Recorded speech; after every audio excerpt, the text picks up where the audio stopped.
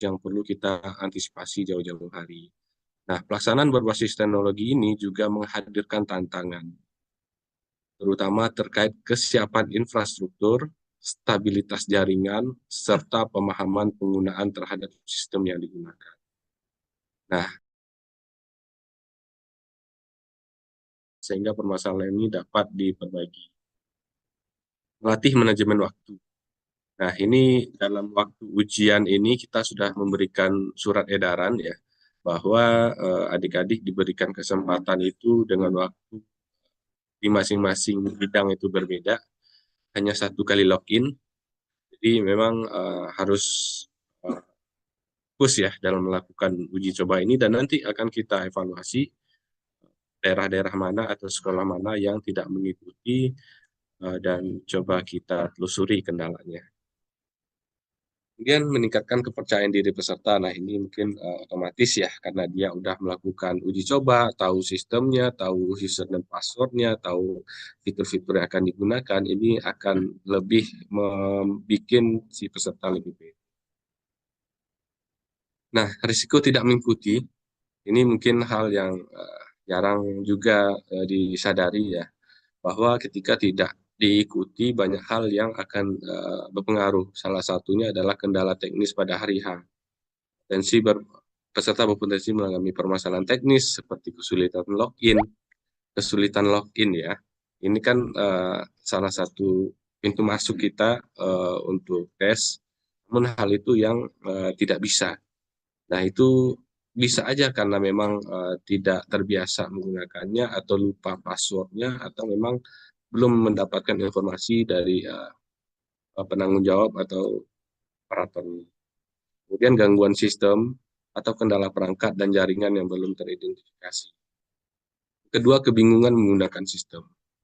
Nah, ini harapannya karena memang sudah pernah melaksanakan TKA ya, sistemnya sama, harapan kita juga telah memahami sedikit banyaknya fitur-fitur yang ada di sana.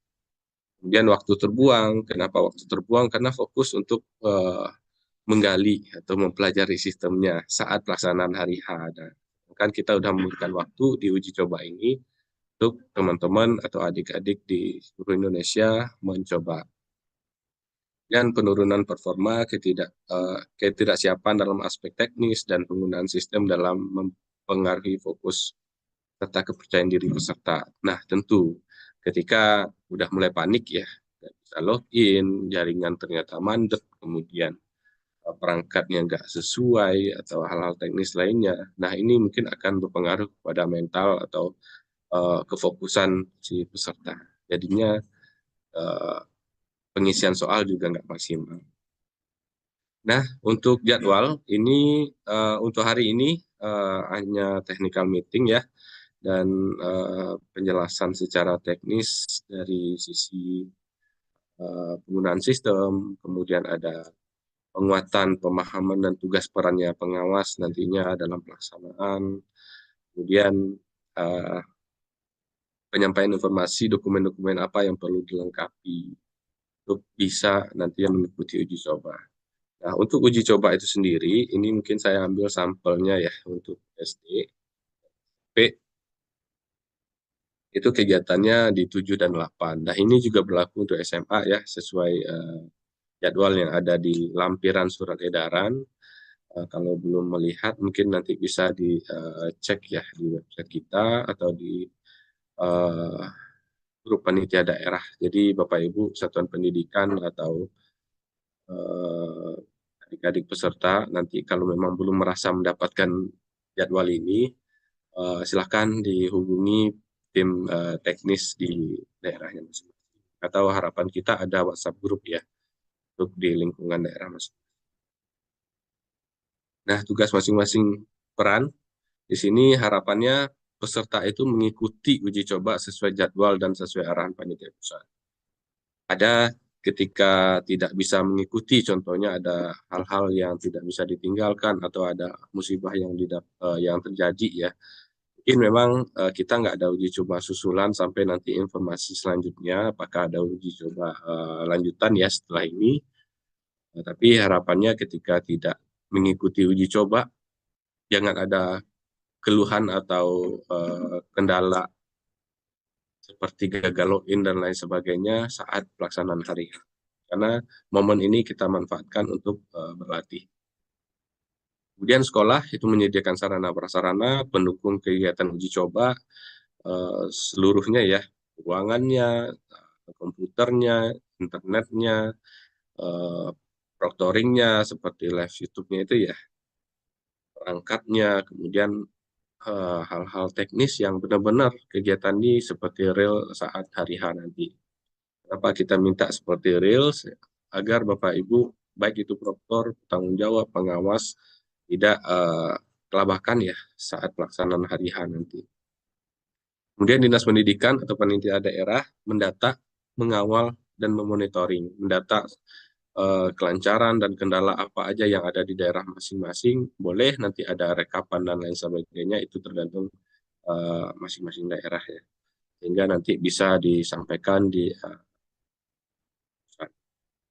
Dan panitia pusat tentu menyediakan sistem, mensosialisasikan, dan memberikan penjelasan teknis terkait sistem yang digunakan. Nah, hal-hal yang perlu diperhatikan ini untuk adik-adik dan Bapak Ibu di satuan pendidikan, mohon membaca dan memahami panduan OSN secara utuh sampai ke lampiran-lampirannya, karena memang banyak hal informasi penting juga tidak kita cantumkan di batang tubuh panduan, tapi ada di lampiran. Seperti setting-settingan, kemudian ada dokumen-dokumen lainnya, nah itu ada di bagian lampiran.